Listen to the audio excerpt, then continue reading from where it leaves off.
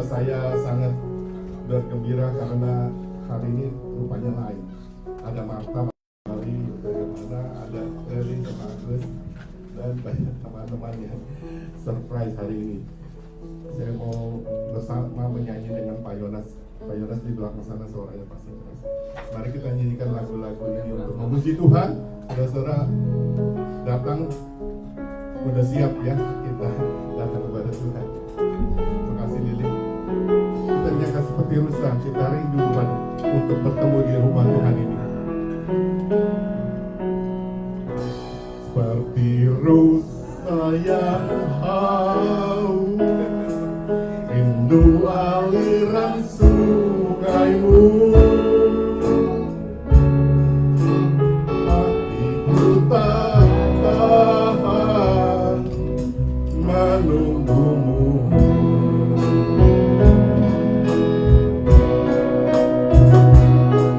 Bagai tanah gersang menanti datangnya hujan.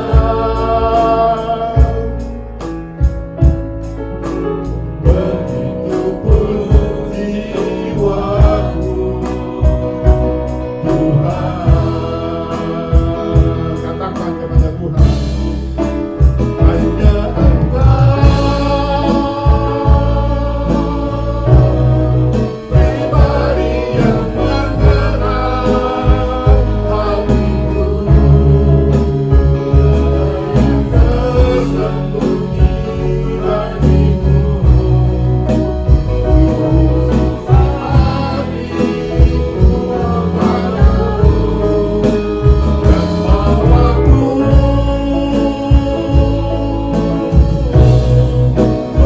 beri dekat lagi padamu. Hingga dalam hanya kasihmu. Kita hanya Kau dan Tuhan saja yang terus. Kita seseorang berdiri dalam tangan pada Tuhan. Hanya Engkau pribadi yang menggerak hatiku, dan tersembunyi bagimu. Isi hatiku Kau tahu, dan bawaku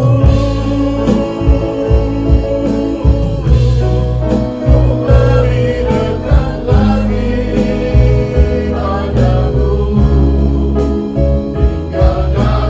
Hingga dalam indahnya dekapan kasihmu.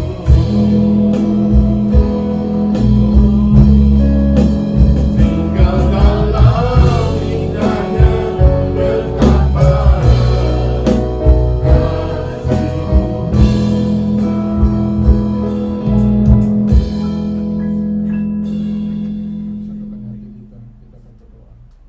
Segala puji, segala hormat, segala ucapan syukur kami kepadamu Tuhan. Terima kasih di mana Tuhan memberikan kesehatan bagi kami.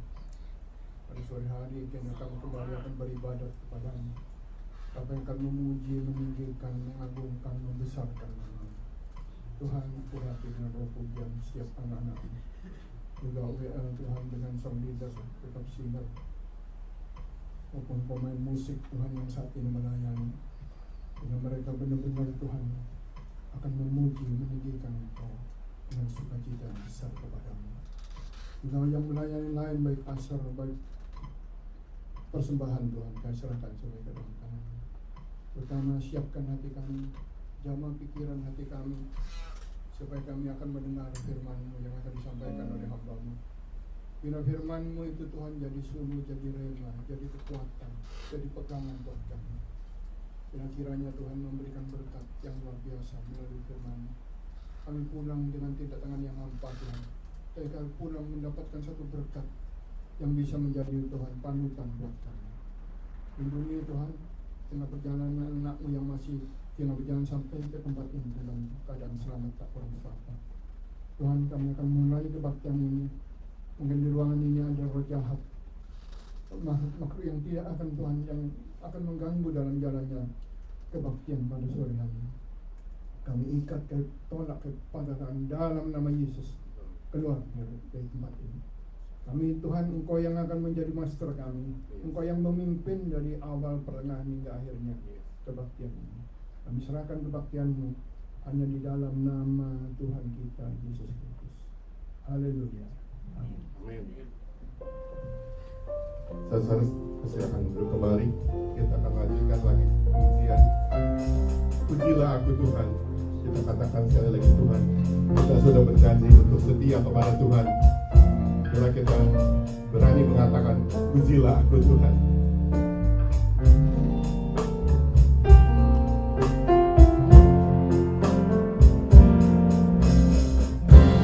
Pujilah aku Tuhan. Cobalah aku Tuhan. Selidiki batinku dan hatiku. Mataku tertuju padamu. Aku cinta Tuhan. Aku cinta padamu. Aku rindu hadirat-Mu Tuhan.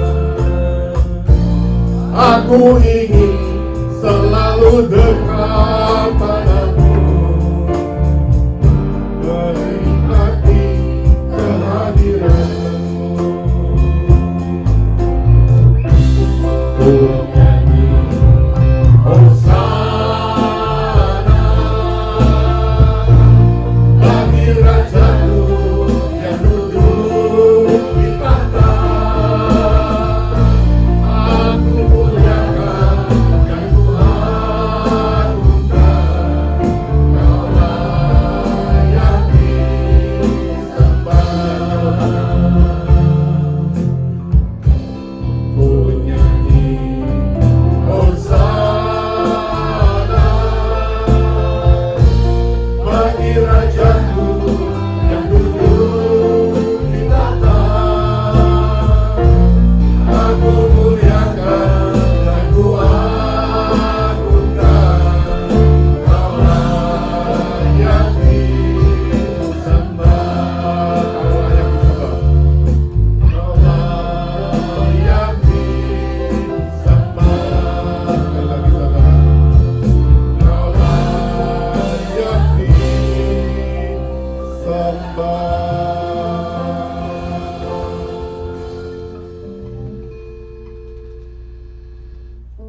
Kita lanjutkan dengan kalahku sekali damai.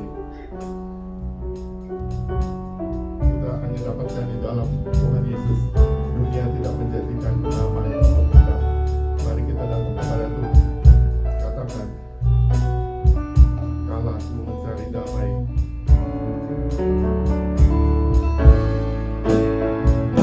Aku cari damai, hanya Ku dapat dalam Yesus. Aku cari ketenangan, hanya Ku berhenti di dalam Yesus. Satu pun dapat menghiburku, tak seorang pun dapat menolongku.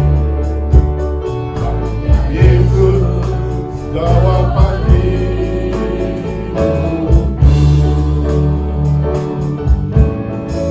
Bersama Dia hatiku damai, walau dalam lembah kegelapan. Bersama Dia hatiku tenang, walau hidup penuh tantangan. Aku dapat menghiburku, tak seorang pun dapat menolongku. Hanya Yesus jawaban hidupku.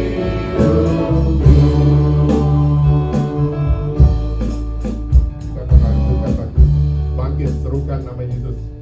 Kebangkitan Tuhan harus kita rasakan dan kita juga tetap menyerukan nama Tuhan, mengabarkan Injil bagi dunia ini.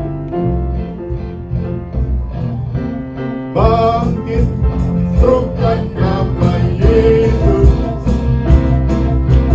maju, nyatakan kuasanya.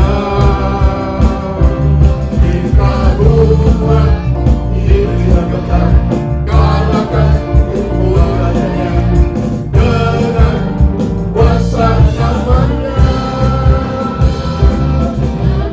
Yesus, menara yang kuat, nama Yesus, benteng yang teguh.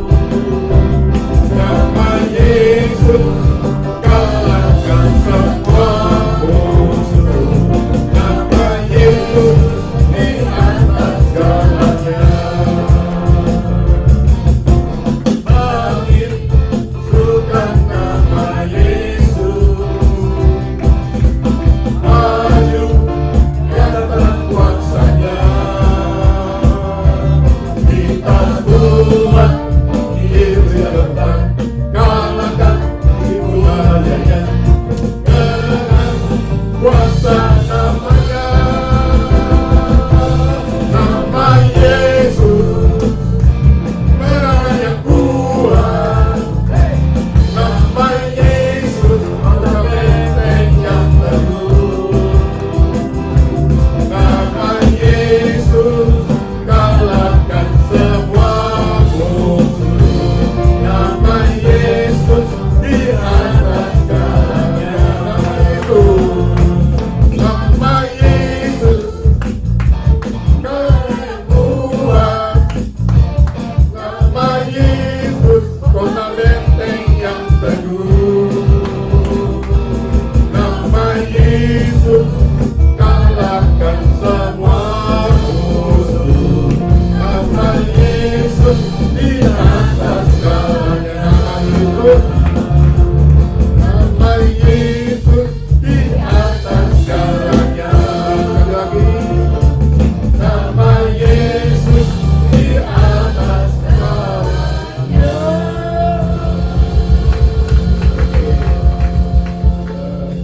Kita lanjut dengan lagu Pecinta Kau. I love you, Lord.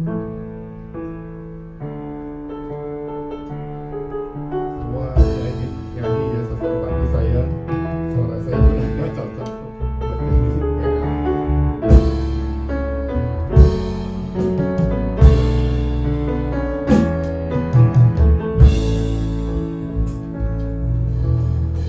Pecinta Kau, rahmat-Mu nyata bagiku, hidupku di dalam tangan-Mu. Setiap pagi ku bangun sampai ku terbaring, ku nyanyi kebaikan Tuhan. Panjang hidupku, sepanjang hidupku Kau setia. Panjang hidupku Kau sangat baik. Aku memuliakan-Mu, kebaikan-Mu Tuhan.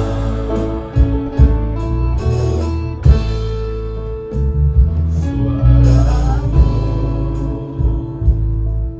tuturku lewati api,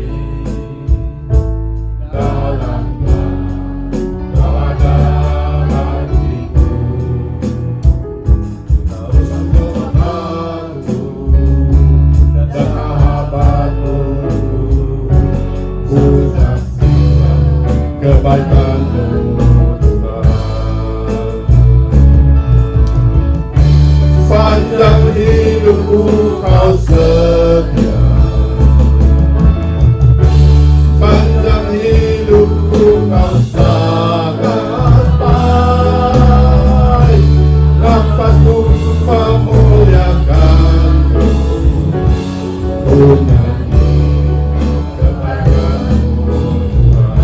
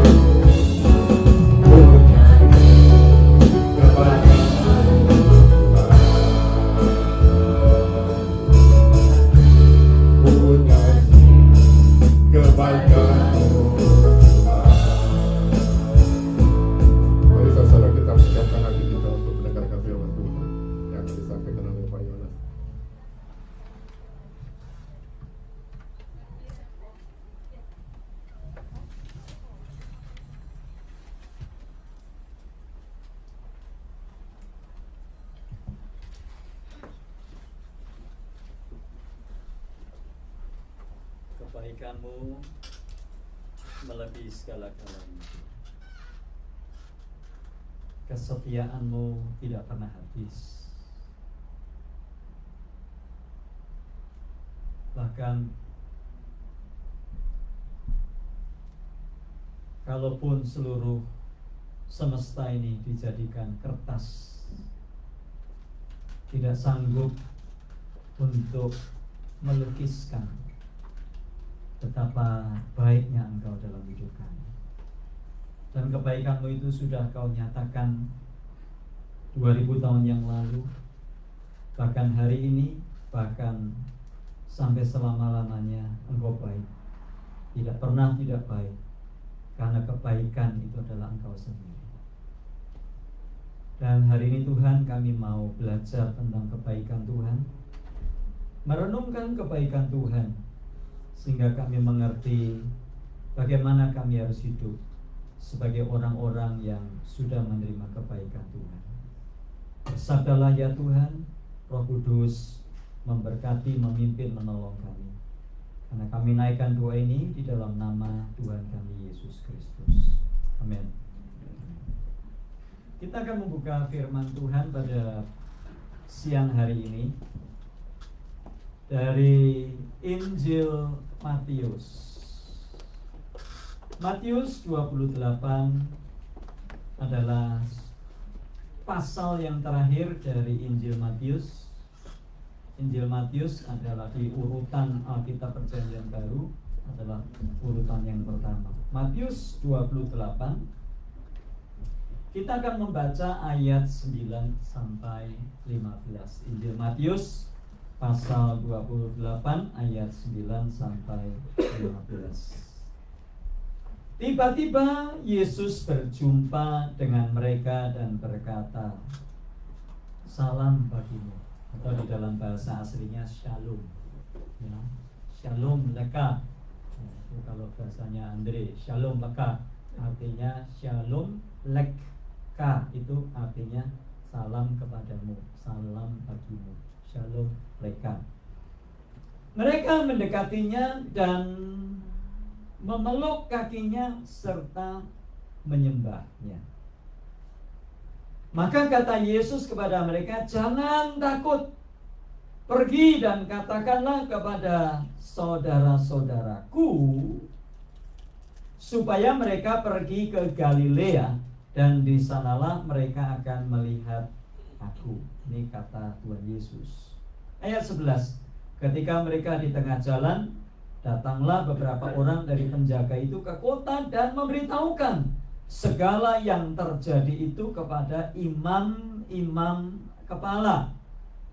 Dan sesudah berunding dengan tua-tua, mereka mengambil keputusan lalu memberikan sejumlah besar uang kepada serdadu-serdadu itu, dan berkata, "Kamu harus mengatakan bahwa murid-muridnya datang malam-malam dan mencurinya ketika kamu sedang tidur.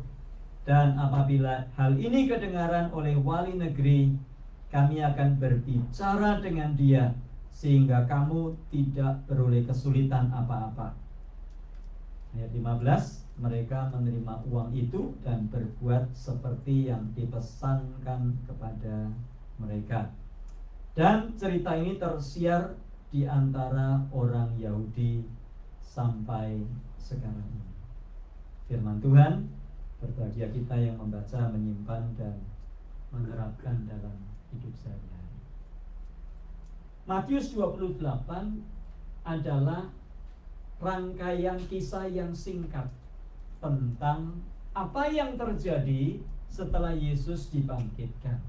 Berbeda dengan Injil yang lain, kalau kita membaca Injil Yohanes misalnya, diberitakan di sana bahwa Yesus menampakkan diri kepada murid-muridnya selama 40 hari. Lalu pertanyaannya, Matius kok nggak bilang kalau Yesus menampakkan diri kepada murid-muridnya selama 40 hari? Tapi sepertinya Matius langsung dari kebangkitan Yesus sampai Yesus menampakkan diri kepada para wanita yang datang ke kubur Yesus, dan wanita-wanita ini menjumpai murid-murid Yesus. Dan setelah itu Yesus menampakkan diri di Galilea, dan kemudian Yesus naik ke surga. Kenapa ya? Kok Yesus nggak bilang 40 hari ya? Apa salah ini Alkitab? Seperti yang dikatakan oleh banyak orang-orang di sebelah sana. Mereka berkata kitabnya orang Kristen itu salah. Coba baca. Di Yohanes dibilang Yesus menampakkan diri kepada murid-muridnya selama 40 hari. Tapi di Injil Matius nggak ada 40 hari. Berarti beda. Kalau beda berarti bukan firman Tuhan.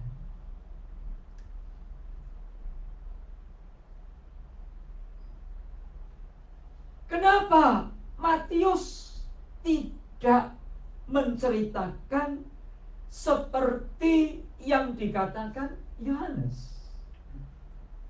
Padahal Matius itu muridnya Tuhan Yesus langsung, kan? Kalau Anda membaca di dalam Injil Matius pasal khotbah di bukit itu selesai di Matius pasal 7, lalu Matius pasal 8, 9, 10, kita akan membaca bahwa Yesus memanggil Matius. Siapa Matius ini dulunya? Matius adalah orang Yahudi. Dia adalah pemungut cukai. Kalau Yohanes siapa? Apakah Yohanes orang Yahudi? Apakah Yohanes orang Yahudi? Ya, Yohanes orang Yahudi juga. Apakah Yohanes murid Yesus? Murid Yesus. Nah, sedangkan Markus bukan murid Yesus langsung. Bukan. Markus itu muridnya Petrus. Lukas bukan murid Yesus langsung. Lukas adalah muridnya Paulus. Nah, ada apa ini? Matius orang Yahudi, muridnya Yesus. Yohanes orang Yahudi, muridnya Yesus. Tapi kok beda ya ceritanya ya? Apa mereka itu nggak ketemu atau gimana ya? Mesti mereka ketemu ya, minum kopi dulu ya, terus rundingan begitu, supaya tulisannya sama gitu loh. Supaya kita itu nggak dituduh-tuduh sama orang sebelah sana. Katanya kitabnya orang Kristen itu salah, nggak kayak kitabnya mereka. Kitabnya mereka itu tidak ada kesalahan. Nah, kitabnya orang Kristen ini nulis kebangkitan Yesus saja salah, kok gimana? Sebetulnya bukan salah. Karena kalau kita membaca Injil Matius, Markus, Lukas, Yohanes, itu ditulis dengan tujuan yang berbeda-beda. Tergantung fokusnya di mana. Injil Yohanes ditulis untuk menjelaskan bahwa Yesus adalah anak Allah. Pada mulanya adalah firman, Yohanes 1 ayat 1. Firman itu bersama-sama dengan Allah, dan firman itu adalah Allah. Itu sebabnya Injil Yohanes pasal 2 mencatat bagaimana Yesus melakukan mujizat di Kana. 5 atau bisa 2. Ya, apa itu? Mujizat apa itu? Air menjadi anggur. Kenapa? Yohanes ingin menunjukkan ini loh Yesus. Air jadi anggur. Siapa yang bisa bikin? Kalau kita paling-paling anggur jadi kalau kita paling-paling anggur jadi air. Kalau Yesus air jadi anggur. Yang tidak ada rasanya dibikin jadi ada rasanya. Kenapa? Karena dia Tuhan. Dia pencipta. Dia sanggup melakukan segala sesuatu karena dia adalah Allah. Kalau Injil Matius memulai nulis Injil pakai apa? Coba dibuka Matius 1, isinya apa coba? Ini banyak yang jarang sekali baca Alkitab, makanya saya minta coba dibaca di sini, nggak apa-apa. Ya. Silsilahnya mulai dari siapa? Ini Pak Yohanes jawab, jadi yang saya tanya, ya kan? Makanya banyak yang nggak mau jawab. Hah? Dari Abraham. Kenapa kok beda sama Lukas? Kalau Lukas silsilah juga ada toh. Silsilahnya mulai dari siapa? Kalau kita lihat silsilah Yesus diambil dari Adam. Kenapa kok Matius dari Abraham?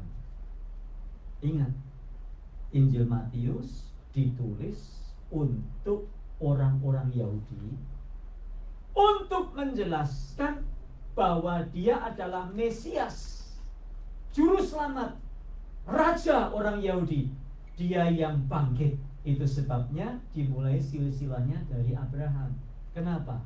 Karena orang Yahudi percaya mereka itu keturunan Abraham yang asli. Ya. Kalau orang Arab itu Abraham, keturunan Abraham yang KW, ya, dari Ismail. Ya, asli Abraham. Ya.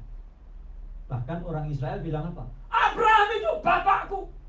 Terus Tuhan Yesus bilang apa? Sebelum Abraham ada, aku telah ada. Itu sebabnya kita melihat di sini silsilah Tuhan Yesus diambil dari Abraham supaya mencelikkan mata orang-orang Yahudi bahwa kalau kita tarik silsilahnya, Yesus itu adalah Mesias bagi orang Yahudi, juru selamat bagi orang Yahudi, yang kemudian nanti kita melihat bukan sekedar orang Yahudi, karena janji Tuhan kepada Abraham, Kejadian 12 bilang apa? Abraham, keluar dari rumahmu, keluar dari kampungmu ke tempat yang akan kutunjukkan kepadamu. Aku akan membuat keturunanmu sangat banyak, dan olehmu semua kaum di muka bumi akan mendapat berkat. Maksudnya tentang siapa ini? Digenapi sepenuhnya di dalam Yesus Kristus. Makanya silsilahnya dari Abraham. Olehmu dan keturunan kaummu semua kaum di muka bumi akan mendapat. Itu sebabnya kalau kita melihat Matius 28 sangat pendek. Tidak ada kisah 40 hari Yesus menjumpai murid-muridnya, tidak ada. Kenapa? Karena penekanannya adalah Yesus yang kamu salibkan itu, dia sudah bangkit. Kenapa? Karena dia adalah Mesias yang dijanjikan. Dia tidak tenggelam di dalam kematian. Dia tidak larut di dalam kematian. Dia tidak binasa oleh kematian. Dia bangkit dari kematian karena dia adalah Mesias, raja yang turun dari surga. Makanya penekanannya adalah Yesus yang bangkit. Dan bukan hanya itu saja, penekanannya adalah Yesus yang memberikan apa? Pesan kepada murid-muridnya. Matius 28 diakhiri dengan apa? Pesan Tuhan Yesus kepada murid-muridnya. Apa pesannya? Karena itu pergilah, jadikanlah sekalian bangsa muridku. Terus baptislah mereka dalam nama Bapa dan Anak dan Roh Kudus, dan ajarlah mereka melakukan segala sesuatu yang telah kuperintahkan kepadamu. Dan ketahuilah, aku menyertai kamu senantiasa sampai kepada akhir zaman. Kenapa kok ada pesan seperti itu? Karena dia benar-benar adalah Mesias. Kenapa ada pesan seperti itu? Karena dia akan datang kembali. Makanya ada lagu Maranatha. Kenapa sih kalau habis kebaktian kok nyanyi Maranatha? Kenapa? Maranatha, Maranatha. Terus apa? Tuhan datanglah, persiapkanlah dirimu, sambut kedatangannya. Maranatha itu apa tuh artinya? Kok di gereja lain kok nggak nyanyi Maranatha? Maranatha artinya apa? Datanglah Tuhan. Maranatha. Maranatha. Kenapa? Karena kita percaya dia adalah, di agama lain ada ajaran gitu, datanglah, saya nggak nyebut nama ya, penistaan agama maksudnya.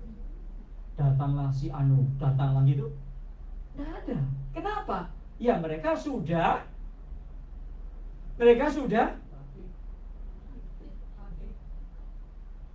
mati. Kemarin saya nonton di mana ada, di YouTube atau di mana ya? Sekarang ada agama anu itu penyembahannya kayak orang Maranatha kalau nyanyi. Ya.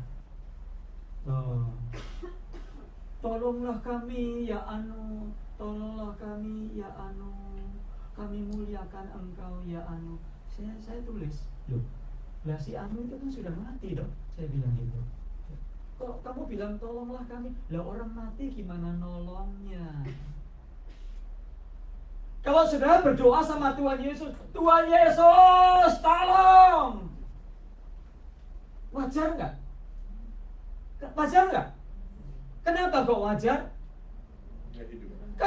Karena dia hidup. Karena dia hidup. Tuhan Yesus. Lah kalau enggak ngapain kita teriak-teriak? Makanya orang Kristen tidak perlu front pembela Yesus, nggak perlu. Kenapa? Kenapa nggak perlu front pembela Yesus? Kenapa tidak perlu front pembela Yesus? Karena Yesus hidup, nggak perlu dibela. Ada yang pernah marah-marah? Saya sering lihat itu tulisan di tembok-tembok aja, Yesus terus F-word gitu. Saya kadang-kadang heran ya, saya diam aja sih. Bagi saya nggak perlu bela Yesus, kalau dia hidup kok. Ini loh, pesan Matius 28. Yesus itu benar-benar bangkit. Nah, apa yang terjadi? Kalau kita membaca, saya tidak usah baca seluruhnya dari Matius. Sebetulnya ini rangkaian dari Matius 27 dan Matius 26 ya. Tapi saya nggak usah baca semuanya. Matius 28 itu berbicara tentang Maria Magdalena dan Maria yang lain yang menengok kubur Yesus. Jadi kita lihat di dalam Alkitab nama Maria itu banyak. Jadi Maria itu tidak harus nama ibunya Yesus. Sama dengan hari ini toh. Ya, ada banyak orang yang kerja laundry namanya Maria, ya, yang jaga toko namanya Maria, ya, yang kerja di county namanya Maria, ya, tetangga saya namanya Maria, ya, ada supir Uber namanya Maria, ya, ada yang kerja di supermarket namanya Maria, ada guru namanya Maria. Jadi nggak usah heran Bapak Ibu. Ya. Dikatakan datanglah Maria Magdalena dan Maria yang lain menengok kubur itu. Maka terjadilah gempa bumi yang hebat, sebab seorang malaikat Tuhan turun dari langit dan datang ke batu itu dan menggulingkan lalu duduk di atasnya. Kenapa kok malaikat mesti datang dan menggulingkan batu? Saya tanya. Kenapa? Malaikat dikirim Tuhan untuk menggulingkan batu. Kenapa?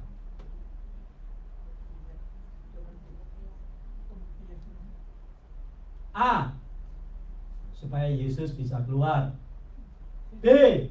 Supaya murid-murid atau perempuan-perempuan itu bisa masuk. C. Ya nggak apa-apa sih, kebetulan guling aja.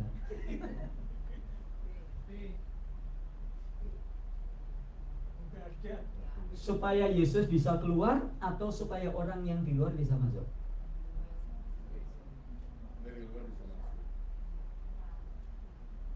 Supaya Yesus bisa keluar atau supaya orang bisa masuk? Supaya orang bisa masuk.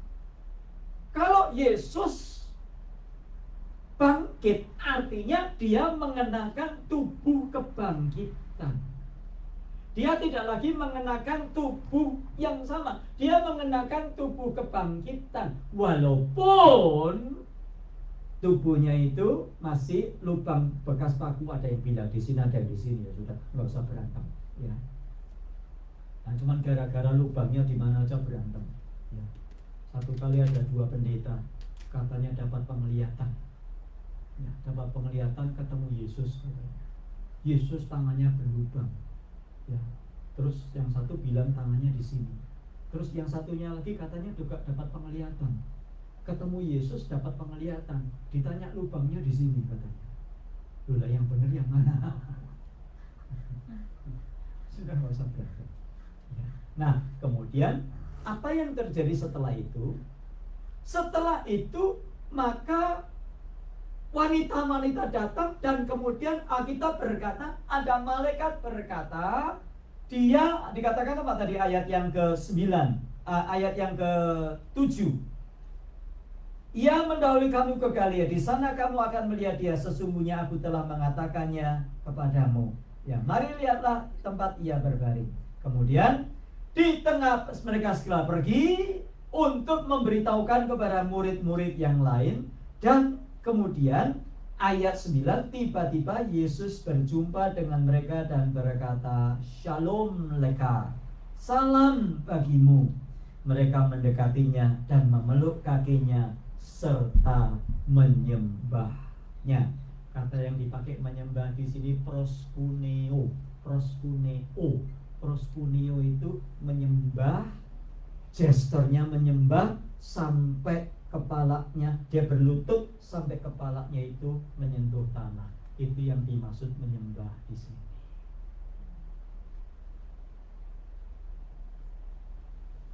Nah, apa yang dikatakan Tuhan Yesus selanjutnya setelah berkata salam bagimu? Apakah Tuhan Yesus berkata, aduh senang sekali loh ketemu kamu, apa kabarnya ya, sudah lama gak ketemu ya, sudah berapa hari, 3 hari gak ketemu ya, gimana, semua baik-baik aja toh ya, semua baik-baik aja ya, nanti kamu tak berkati ya, pokoknya jangan khawatir, kamu tak berkati ya, makin lama makin kaya, kian lama kian kaya, gak ada masalah ya, semua sakit disembuhkan, begitu. Apa kata Tuhan Yesus begitu? Apa kata Tuhan Yesus? Ayat yang ke-10, jangan takut. Terus pergi dan katakanlah kepada saudara-saudaraku supaya mereka pergi ke Galilea dan di sanalah mereka akan melihat aku. Pergi dan katakanlah. Kata katakanlah itu dipakai kata apangelo. Apangelo itu dari apo dan angelo. Apo, angelo. Angelo itu apa? Angel. Apa? Angel. Angel. Los Angeles. Los Angeles artinya apa? City of Angel. Kalau angel artinya apa? Malaikat. Kalau apangelo artinya apa? Artinya memberitakan. Kata-kata angelo itu artinya juga messenger. Makanya angel, malaikat, itu namanya artinya adalah messenger. Malaikat, angel, malaikat.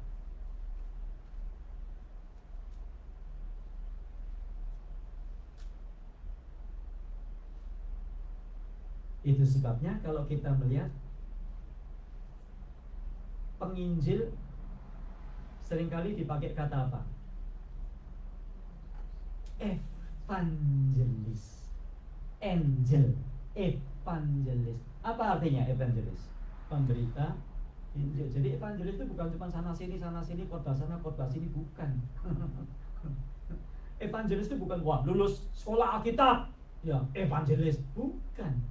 Evangelis tugasnya adalah memberitakan Injil, dari kata evangelion, pembawa berita, message, angel tadi, angelos tadi. Jadi kalau kita melihat di sini, maka Yesus berkata, pergi, bawa berita kepada murid-murid bawa berita, kabarkan berita. Kenapa? Karena berita kebangkitan adalah berita yang layak untuk disampaikan. Saya stop dulu situ ya. Saya lanjut dulu ayat 11. Ayat 11, karena ini menarik ayat 11. Dalam bahasa Indonesia nggak kelihatan Bapak Ibu. Ketika mereka di tengah jalan, jadi rupa-rupa, kubur Tuhan Yesus. Nah ini ada ini, kubur Tuhan Yesus. Batunya mana Andre? Ini batunya. Ya. Hah? Ini di dalam. Oh ini batunya ya, batunya. Ini di luar, ini dari dalam. Batu ini tadinya ditutup, tapi bukan hanya ditutup. Kenapa kok batunya besar sekali? Supaya orang nggak bisa buka. Karena minimum dibutuhkan setidaknya 3, 4, 5 orang untuk buka ini. Dorong. Yang kedua, batu ini disegel sama pemerintah Romawi. Kalau Anda baca di dalam Injil yang lain, ini batu disegel. Artinya, setiap orang yang ketahuan membuka segel, hukumannya mati. Terus, yang berikutnya, kubur ini di depannya dijaga oleh pasukan Romawi. Jadi tidak ada seorang pun yang berani mendekat. Tetapi Tuhan tidak kekurangan cara. Pada waktu semuanya kelihatan tidak mungkin, Tuhan datangkan gempa bumi. Tuhan bongkar itu batu dan Tuhan bongkar itu segel, sehingga tidak ada seorang pun yang bisa dituduh untuk membuka segel, sehingga orang yang dari luar bisa masuk dan tahu bahwa Yesus betul-betul sudah bangkit. Kubur kosong membuktikan Dia hidup, sebab Dia hidup, dan seterusnya. Nah kita lihat Bapak Ibu, apa yang terjadi pada waktu kubur ini, batu ini terguling? Para penjaga kubur lihat nggak apa yang terjadi? Lihat, karena kuburnya kan terbuka.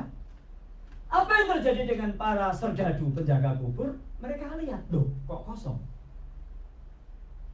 Dan mereka ketakutan. Karena, kenapa? Mereka ketakutan karena segelnya kan lepas. Mereka akan menjaga. Itu sebabnya Alkitab berkata ayat 11, ketika mereka di tengah jalan, datanglah beberapa orang dari penjaga itu ke kota dan memberitahukan segala yang terjadi itu kepada imam kepala. Saya tanya, kenapa kok penjaga kubur ini pergi ke imam kepala? Karena mereka lah yang menyuruh menyalibkan Yesus. Kalau Anda baca yang teriak-teriak itu orang Farisi, Saduki.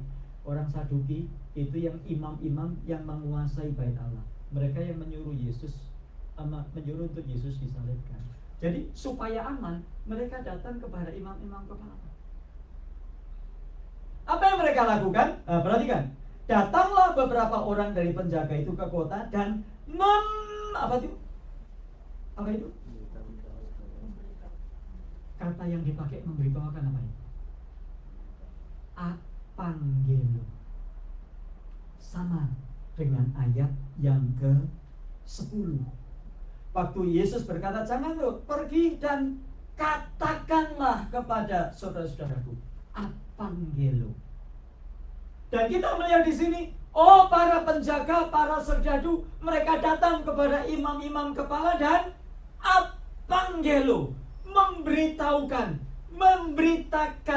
bringing and sharing the messages, sharing the message about the resurrection of Jesus Christ. Dan mereka sharing tentang kebangkitan Yesus Kristus. Dua-duanya pergi, dua-duanya apangelo. Yang satu ke murid-murid, yang satu para serdadu kemana? Kalau wanita-wanita tadi kepada murid-murid, apangelo. Kalau yang ini, apangelo kemana?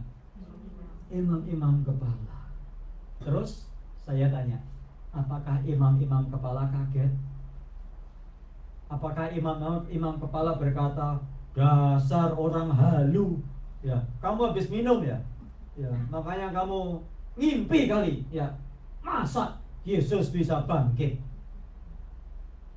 Nyatanya orang imam-imam kepala nggak bilang gitu tuh. Artinya apa? Imam-imam kepala pun juga percaya bahwa Yesus juga. Nah terus mereka bikin cerita apa? Mereka bikin cerita apa setelah itu? Oh, mayatnya Yesus dicuri. Ini aneh lagi. Anehnya di mana? Kalau mayat Yesus dicuri, mestinya penguasa di Yerusalem bikin berita, sayembara, kayak kemarin tentara Amerika yang jatuh, yang pesawatnya ditembak di Iran itu kan, sayembara yang bisa menangkap orang Amerika. Hadiahnya berapa? 60.000 US dollar. Saya sebenarnya mau ke sana, tapi ya saya pikir ongkosnya agak mahal. Saya hitung-hitung 60.000, ongkosnya 4.000, nggak terlalu menguntungkan kata itu. Jadi saya nggak ikut juga, saya batalkan. Ya. Saya sudah siap-siap waktu itu. Ya, tapi ya, mestinya kan mereka gitu kan. Hei, ada mayat dicuri, ya, sayembara yang bisa menemukan akan dapat hadiah, dan yang mencuri akan penggal. Selesai urusan kan? Saya tanya, ada berita seperti itu? Ada pengumuman seperti itu? Enggak ada kan? Berarti imam-imam ini pun percaya bahwa sebetulnya Yesus bangkit. Cuman mereka tidak mau percaya.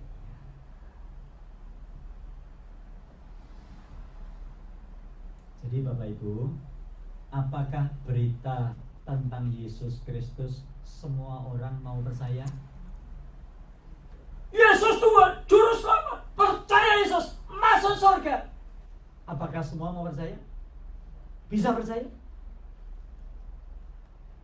Terus bagaimana bisa percaya?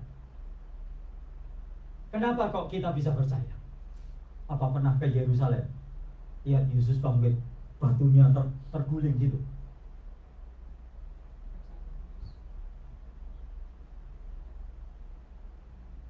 Efesus 2 ayat 8 dan 9. Sebab oleh karena kasih karunia kamu diselamatkan oleh iman. Kasih karunia itulah yang membuat kita bisa percaya. Bu Marta percaya Yesus? Percaya? Pernah lihat Yesus dikubur gitu? Pernah? Tadi percaya? Kenapa? Iman. Kenapa bisa beriman? Gak pernah lihat. Karena kasih. Itu loh. Makanya saya bilang, kita ini nggak usah nguber-nguber tiap hari doanya takut kayak orang takut nggak diberkati. Karena kita ini adalah orang-orang yang diberkati. Kita bisa percaya Yesus saja. Itu adalah berkat kasih karunia yang harus disyukuri.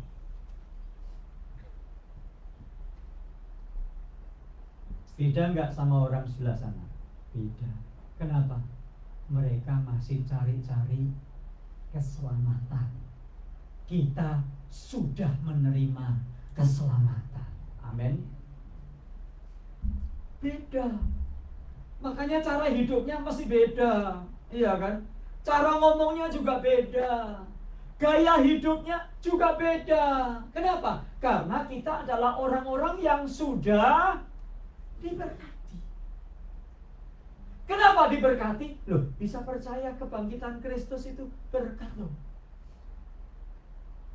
Itu imam-imam, bahkan para serdadu itu, banyak mereka yang tidak mau percaya Yesus. Kasih karunia. Makanya Efesus 1 ayat 3 dan 4 bilang, terpujilah Allah yang di dalam Kristus, dalam kasih telah memilih kita sebelum dunia dijadikan, supaya kita kudus dan tak bercacat di hadapannya. Dia memilih kita di dalam Kristus. Banyak orang bingung masalah dipilih. Oh, saya nggak percaya kok dipilih. Ya, saya nggak percaya dipilih. Jangan salah, itu ayat bacanya dipilih di dalam Yesus Kristus. Itu sebabnya 1 Petrus 2 ayat 9 bilang apa?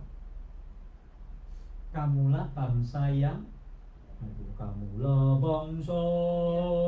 terpilih. Udah lama nggak dinyanyikan itu. Itu lagu versi kedua. Jauh sebelum versi kedua, itu dulu pernah ada lagu dari gereja baptis. Nyanyinya gini. Kamulah bangsa terpilih, imamat rajani, bangsa yang kudus, kepunyaan Allah, supaya kamu memberitakan perbuatannya yang amat besar, yang telah memanggil kamu keluar dari kegelapan kepada terangnya yang ajaib. Nyanyi pakai gini, kalau baptis kan gitu. Bedanya baptis sama reform sama Pantekosta karismatik apa? Kalau baptis nyanyi pakai begini. Kamulah bangsa terpilih, imamat rajani, bangsa yang kudus. Coba masuk gereja baptis, gak ada gitu-gitunya, kecuali New Joy. Gerejanya Pak Leo gak pakai gitu-gitu. Itu versi pertama. Lagu versi kedua, kamulah bangsa yang terpilih, imamat rajani, bangsa yang kudus, umat kepunyaan Allah, untuk memberitakan perbuatannya. Itu orang-orang Pantekosta. Jadi kalau mau nyanyi lagu itu, tanya dulu versi 1 atau versi 2. Ya kan, sebab beda-beda. Sampai di mana? Oh iya, tadi. Makanya 1 Petrus 2 ayat 9 bilang apa? Kamulah bangsa yang terpilih.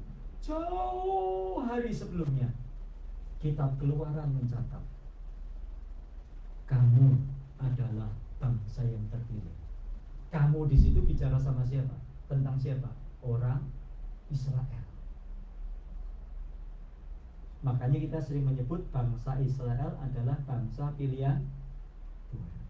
Makanya ada yang pembela-pembelanya Israel itu bangsa pilihan Tuhan, dikeroyok Iran, dikeroyok siapapun tetap akan menang, karena Israel adalah bangsa pilihan Tuhan. Tunggu dulu. 1 Petrus 2:9 bilang apa? Kamulah bangsa yang terpilih. Ini bicara tentang siapa? Bukan Israel. Bicara tentang siapa? 1 Petrus 2:9 tentang gereja. Bukan cuma Israel, men. Bukan cuma Israel. Ya, come on in, brother, sister, Esther Pak. Ini teman saya, Bapak Ibu ya. Dia nggak bisa bahasa Indonesia. Nggak apa-apa. Tenang aja, waktu dirasani nggak apa-apa. Dia bahasa Inggris dan bahasa Korea. I just mentioned that to them that you're my father. Tadi sampai di mana? Oh ya tadi. Kamulah bangsa yang terpilih. Siapa? Anda dan saya ini bukan cuma Israel, not only Israelites who are chosen people. We are chosen people. 1 Peter chapter 2 verse 9. You are chosen nation. Kamulah bangsa yang terpilih. Apa enggak diberkati kita ini? Diberkati loh. Ada yang masih takut enggak diberkati hari ini? Ada yang masih takut? Kenapa kita dimasukkan surga? Kenapa? Bukan karena berbuat baik.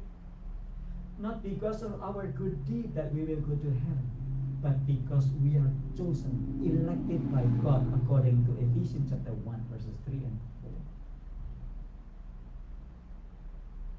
Sudah yakin diberkati? Yakin diberkati? Biarpun tinggalnya cuma rumitan, enggak apa-apa. Saya adalah orang diberkati. Biarpun cuma sewa-sewa kondo. Sampai hari ini saya nggak punya rumah, Bapak Ibu. Pendeta-pendeta lain nggak punya, saya nggak punya. Saya cuma sewa kondo. Tapi saya berani berkata, saya adalah orang yang diberkati. Why? Karena firman Tuhan yang mengatakan. Next. Kemudian apa yang terjadi? All those women, when they return from the tomb of Jesus, they are sent by Jesus. Go tell, apangelo, pergi beritakan kepada murid-muridnya. dan mereka memberitakan kepada murid-murid. Jadi kebangkitan, the resurrection of Jesus Christ is not only a good news only, but we need to share the good news that Jesus has been resurrected. Berita yang bagus, berita yang baik, kabar baik yang indah, Yesus sudah dibangkitkan. Itu bukan hanya sekedar kita terima, lalu kita berkata, aku diberkati, sepanjang hidupku diberkati. Nah, berita itu harus kita teruskan kepada orang lain, bahwa Yesus adalah Tuhan. He has been resurrected. He is God. And therefore, everyone have to listen to the word of God, have to listen to the gospel. Dan ini yang disebut kita adalah pembawa Injil. We all are missionaries. Kita semua adalah misionari Tuhan. Kenapa? Kenapa Tuhan bikin gereja? Why did God establish His church? The church is not the end product. Gereja bukan produk akhir. But the church is the instrument of God to bring gospel to everyone around the globe.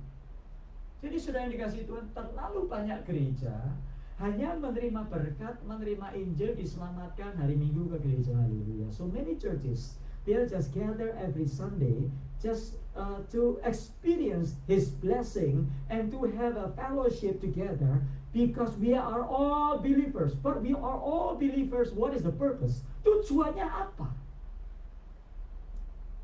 Tuhan menjadikan gerejanya supaya gerejanya menjadi alat untuk menjangkau jiwa, to reaching out to people around the globe. Jadi saudara jangan puas hanya sekedar menjadi orang Kristen. Apa fungsi gereja? Fungsi gereja adalah melatih, mendewasakan umat. What's the purpose of the church? To teach them to obey, to teach people to obey. And after obey, they will be growing into maturity. Mereka menjadi orang-orang yang dewasa. And after going into maturity, what is next? Being sent.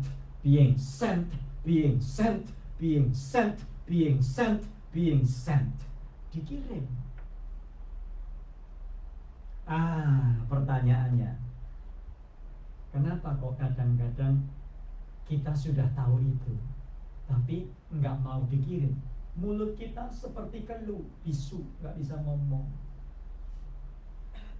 Ingat para serdadu? All the soldiers at the tomb of Jesus, they witnessed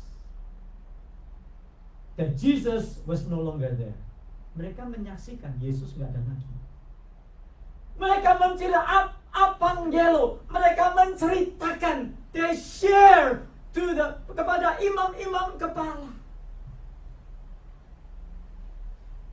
Terus imam-imam kepala bilang apa? Jangan bilang. Kamu minta berapa? Oke. Minta berapa? Jadi berita yang baik itu tidak sampai kemana-mana karena tertutup oleh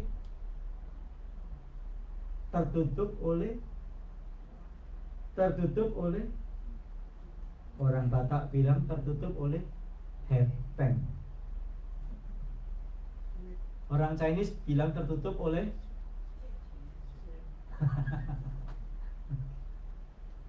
lihat, mereka dibayar Pak.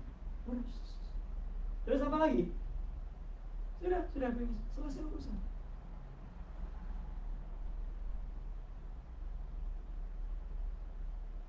Dan mereka cari aman. Sebab kalau mereka memberitakan bahwa Yesus itu sudah bangkit, kepala mereka taruhannya. Cari aman. Ada banyak orang tidak memberitakan Injil. Banyak orang nggak cari Injil. Itu sebabnya gereja Indonesia.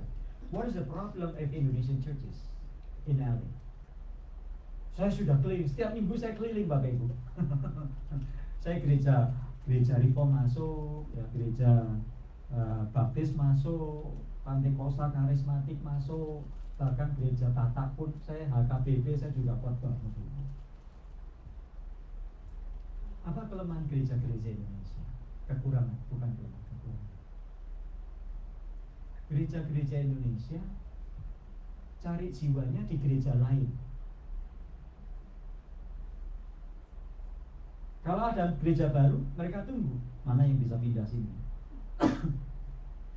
We are not told by God to move people from church to another church, but we are told by God to bring people who do not know Jesus to know Jesus. Jadi skemanya seperti apa? Unchurched, unbelievers, tidak percaya Yesus. Di sini Maranatha, right here's Maranatha. What are we going to do? What are we supposed to do? Apa yang kita harus lakukan? Kita menjangkau jiwa-jiwa. We are reaching out to them. Kita menjangkau mereka. Terus habis itu diapakan? Dimuridkan. Di mana muridkan? Harusnya di gereja. Gereja adalah tempat untuk memuridkan, melatih. Diajar tadi apa? Dibaptis, terus baptislah mereka dalam nama Bapa dan Anak dan Roh Kudus, terus ajarlah mereka melakukan, baptizing them in the name of God the Father, the Son, and the Holy Spirit, and then teach them to obey. Ajar mereka melakukan sehingga mereka menjadi dewasa. Setelah dewasa, when they have grown into maturity, what do we have to do? Apa yang kita lakukan setelah dewasa? Kita utus untuk memenangkan jiwa. Pertanyaan sebelum saya tutup. Sudah dewasa belum di dalam Tuhan? Dewasa di dalam Tuhan itu bukan masalah umur, tapi dewasa lahir dari pertumbuhan belajar firman Tuhan dengan setia, belajar taat kepada firman Tuhan, sehingga kita menjadi dewasa. Karena salah satu perintah Tuhan adalah, one of the commandment of God is, apa yang menjadi salah satu perintah Tuhan? Pergilah, jadikanlah sekalian bangsa muridku. Baptislah mereka dalam nama Bapa dan Anak dan Roh Kudus, dan ajarlah mereka melakukan segala sesuatu yang telah kuperintahkan kepada. Tanpa kedewasaan, apakah kita bisa melakukan? Susah. Orang yang dewasa adalah orang yang sudah tahu kewajibannya. Anak-anak tahu kewajiban, bahkan makan pun harus disabet, betul? Ya. Siapa yang masih punya anak kecil di sini? Sudah nggak ada semua ya? Sudah tidak ada yang punya anak kecil ya? Cucu kalau mau makan diapain? Wah ini ayo buka mayo ya. Kalau di Indonesia bukan disuruh begitu, sabet, makan. Nah, saya tanya, kalau kita sudah dewasa, apakah harus disabet? Harus disabet? Enggak kan, buktinya kalau kita fellowship itu gak usah disuruh-suruh, sudah pada makan sendiri kan. Ya, itulah tanda kedewasaan. Sebabnya apa yang dikasih Tuhan, setelah kebangkitan mau apa? Kita harus jadi pemberita Injil. Kita harus bawa orang yang belum percaya, bawa kepada Tuhan, dimuridkan, untuk mereka pun nanti juga diutus menjadi alat Tuhan yang luar biasa. Amin. Boleh saya minta waktu? Ada teman saya mau bicara, Dimas 10 menit. Ini penting juga sih. Ya, she is my fellow. Dia sahabat saya, Bapak Ibu, ngajar juga di GMU, dulu ngajar di BTSA. Bapak Ibu yang dulu pernah ikut kur di BTSA dulu, pernah ketemu sama Ibu Esther ini. Beliau direktur di GLI, Global Leadership Institute. Beliau ngajar di Grace Mission University sama-sama dengan saya. Ya, beliau juga misionari dari Korea, tinggal di Amerika sudah lama. Dan beliau ada satu program khusus yang sangat menarik. Please come up and share your Cek.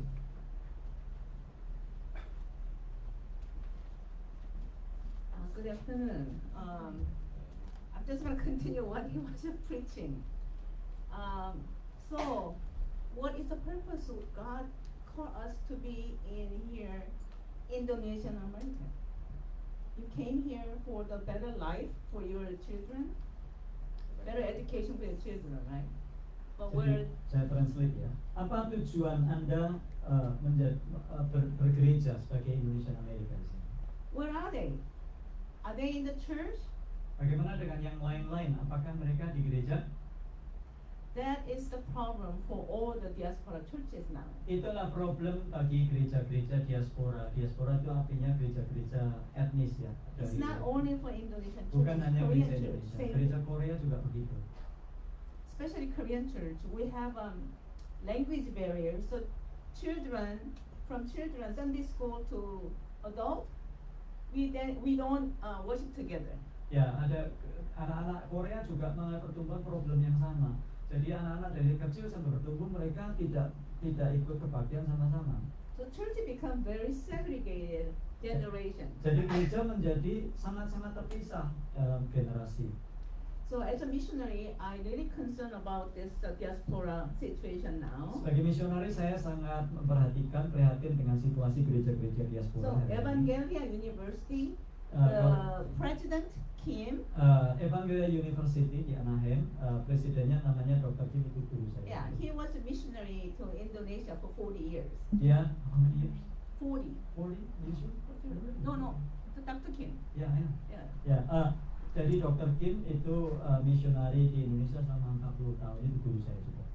So he invite me because of missionary. He want me to develop the program, 1-year program for the diaspora churches to raise up the leaders who can teach next generation. Jadi Dr. Kim memberikan wewenang kepada saya untuk membuat program 1 tahun untuk mengajar orang-orang yang mau terlibat di dalam gereja-gereja diaspora. These days nobody wants to go to seminary for 4 years. Ya, 1 tahun saja karena banyak orang nggak mau ke seminari selama 4 tahun. And they don't want to quit their job to Dan mereka for tidak- going to the ministry. Ya, mereka nggak mau tidak harus keluar kerja untuk pergi ke pelayanan. So this program is you keep your job, you work, but we only meet once a week. Jadi program ini Anda tetap aja tetap kerja. Kita hanya ketemu seminggu sekali. But we teach all the ministerial skill to Yeah. do ministry in the church. Jadi kami melatih bagaimana terlibat di dalam pelayanan. Kami melatih orang-orang untuk bisa terampil di dalam pelayanan. Especially for the English speaking.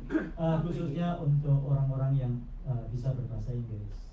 So it doesn't matter how old or how young you Tidak are. masalah, mungkin Anda sudah Yeah, muda you can lagi. be trained for the English ministry. Anda bisa dilatih untuk terlibat dalam pelayanan English ministry. Yeah, this is a 1-year program. Ini program 1 tahun.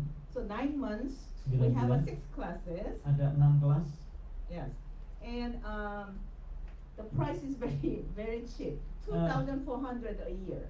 Harganya murah saja, 1 tahun 12 bulan itu 2.400. Yeah, practically very cheaper than other seminary. Jadi paling murah di antara sekolah-sekolah yang lain. Yeah, because this is a mission project. Ini karena proyek misi. So I really urge, especially the Indonesian church, you don't have Indonesian language seminary around here. Ya, khususnya banyak di sini yang tidak punya seminari. So the President Kim wants to be the Evangelia will be the school for the Indonesian community. Ya, jadi program ini dari Evangelia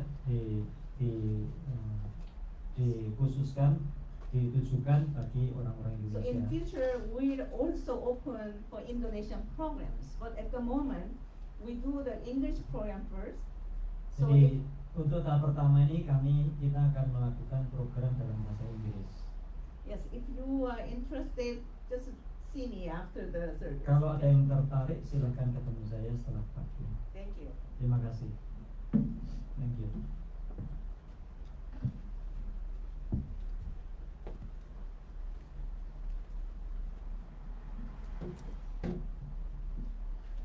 Kamsahamnida.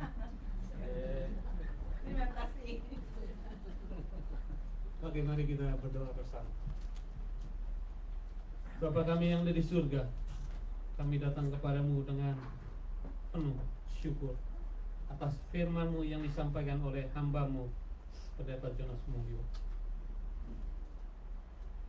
Terima kasih ya Tuhan, karena melalui kebangkitan-Mu kami memiliki harapan yang hidup. Kau telah mengalahkan maut, dosa, dan ketakutan, hingga kami boleh hidup dalam kemenangan dan sukacita. Bapa, kami berdoa untuk saudara-saudara kami yang membutuhkan kesembuhan. Kohandi, Diani, dan Ciairin. Kami percaya Engkau adalah Tuhan yang menyembuhkan. Jamah mereka, pulihkan setiap bagian tubuh mereka, dan berikan kekuatan serta pengharapan yang baru. Kami juga berdoa untuk kesehatan para senior dan serta seluruh jemaat Maranatha. Tuhan, pelihara kesehatan kami, kuatkan iman kami, dan beri jalan keluar untuk segala pergumulan yang harus kami hadapi. Biarlah kami dapat merasakan sukacita serta damai sejahtera setiap hari. Kami juga membawa dalam doa untuk mamanya Lili. Terima kasih Tuhan, kesehatannya yang semakin membaik. Kami serahkan mamanya Lili sepenuh ke dalam tangan-Mu, karena kami percaya Engkau selalu memberikan yang terbaik menurut kehendak-Mu. Untuk Lili yang dalam perjalanan kembali ke LA, Tuhan, kami mohon penyertaan-Mu di atas segala langkah perjalanan, dan tibakan di LA dengan selamat. Kami juga membawa dalam doa untuk saudara kami Lili Haryanto yang akan melakukan perjalanan ke Indonesia pada hari Selasa. Tuhan, sertai setiap persiapan, berkati perjalanannya dan dari awal hingga tiba di tempat tujuan. Jauhkan dari segala hambatan dan mara bahaya, dan biarlah perjalanan ini berjalan dengan baik sesuai dengan kehendak-Mu. Terima kasih Tuhan, kami menyerahkan seluruh hidup kami ke dalam tangan-Mu. Sertai setiap kami, setiap saat kami kembali ke aktivitas kami masing-masing. Kiranya damai kesejahteraan-Mu tinggal dalam hati kami. Di dalam nama Tuhan Yesus kami sudah berdoa dan mengucap syukur. Amin.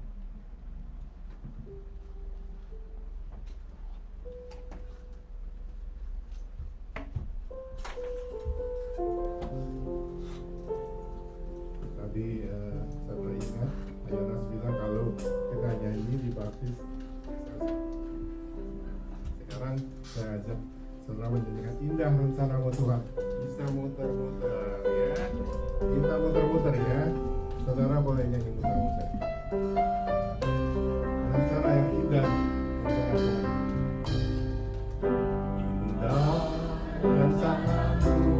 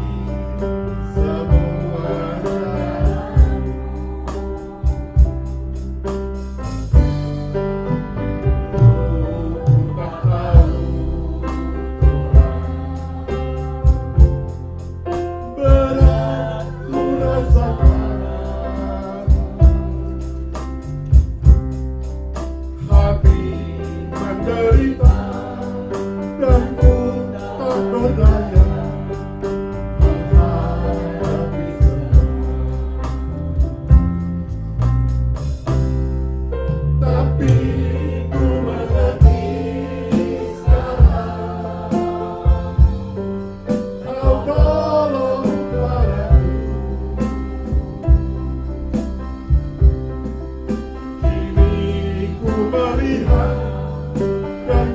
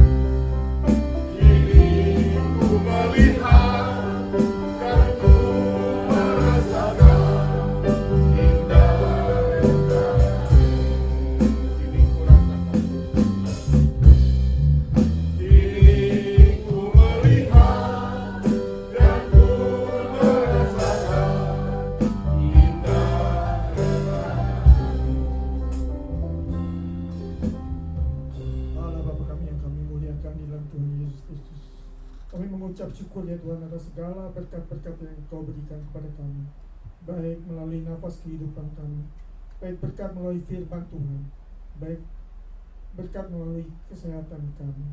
Oleh karena itu kesempatan ini kami mengungkapkan ungkapan syukur kami melalui persembahan. Berkati ya Tuhan persembahan ini agar dapat dipergunakan untuk pelebaran kerajaan-Mu saja. Berkati juga pengelola persembahan ini, berikan hati yang bijaksana. Kami serahkan semuanya ini ya Tuhan, persembahan ini untuk kemuliaan nama-Mu saja. Di dalam nama Tuhan Yesus Kristus kami telah berdoa dan mengucap syukur. Haleluya. Amin.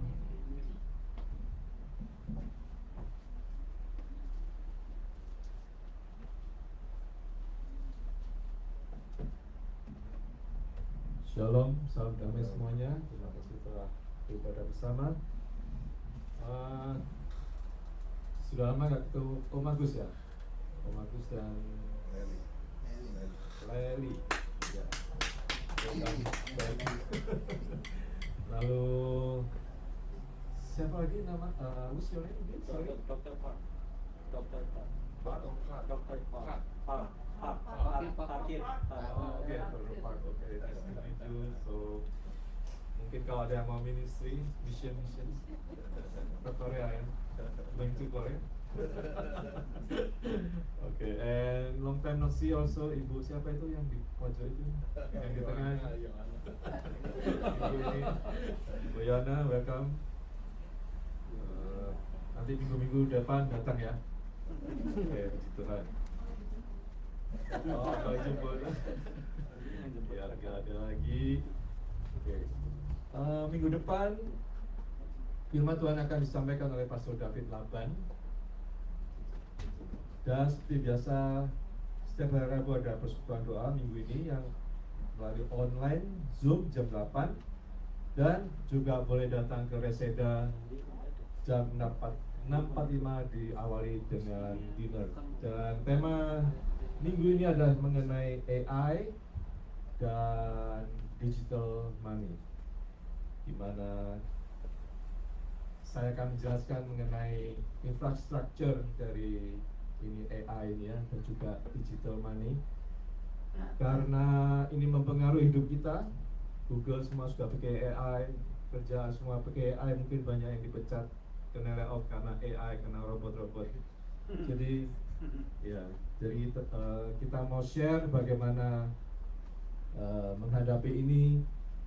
Apakah bagaimana infrastruktur itu juga, pemerintah Amerika juga mengeluarkan yang disebut Genius Act.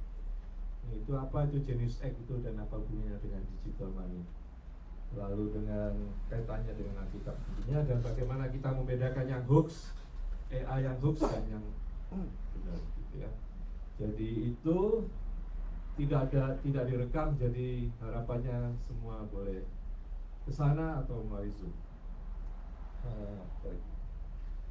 Itu aja. Ada tambahan lagi atau tidak? Kita tutup dengan juara.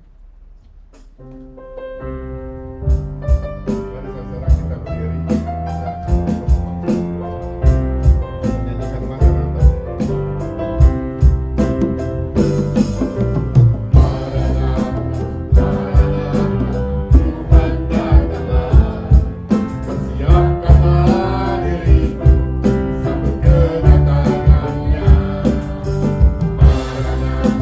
Maranatha, Kristus datanglah.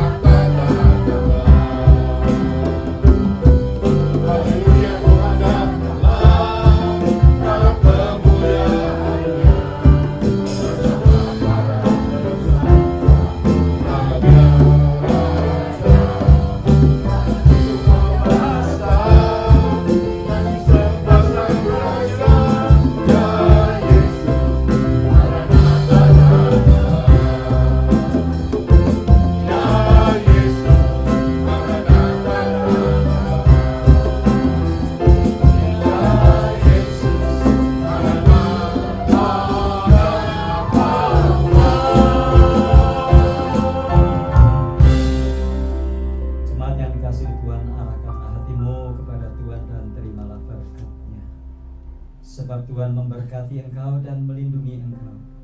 Tuhan menyinari engkau dengan wajah-Nya dan memberi engkau kasih karunia. Tuhan menghadapkan wajah-Nya kepadamu dan memberi engkau damai sejahtera.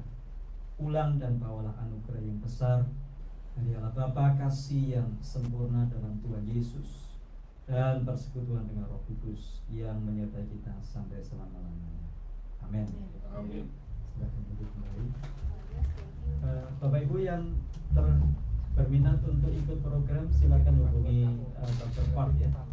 Beliau tinggal nggak jauh dari sini Bapak Ibu. Jadi sekali-sekali boleh diundang khotbah sini. Sekali-sekali bahasa Inggris Pak.